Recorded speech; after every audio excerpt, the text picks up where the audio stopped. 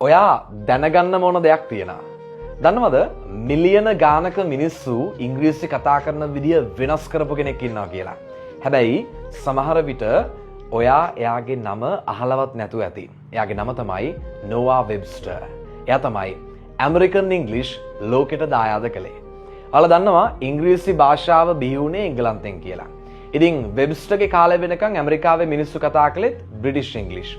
ඔයාලා අහලා තියෙනවා මේ බ්‍රිටිෂ් ඉංග්ලිෂ් වලයි ඇමරිකන් ඉංග්ලිෂ් වලයි වෙනස්කම් තියනවා කියලා. ඉතින් වෙබ්ස්ටර්ට ඕනේ උනේ ඇමරිකන්ස්ලට කියලා වෙනම සරල හරිම පැහැදිලි සහ පහසු ඉංග්ලිෂ් ස්ටයිල් එකක් හදන්න.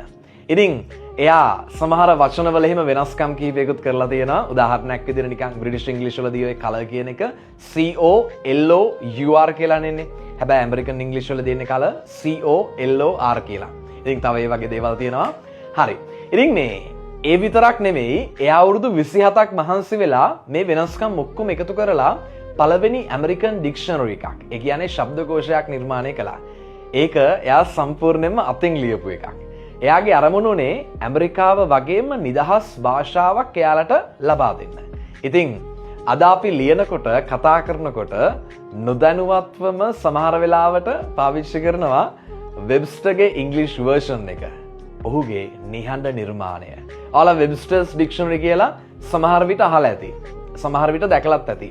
ඒ වුණාට වෙබ්ස්ටර් ගැන දැනගෙන හිටියේ නෑ නේද? ඔන්න එහෙනම් ඔයා අද ඒක දැනගත්තා.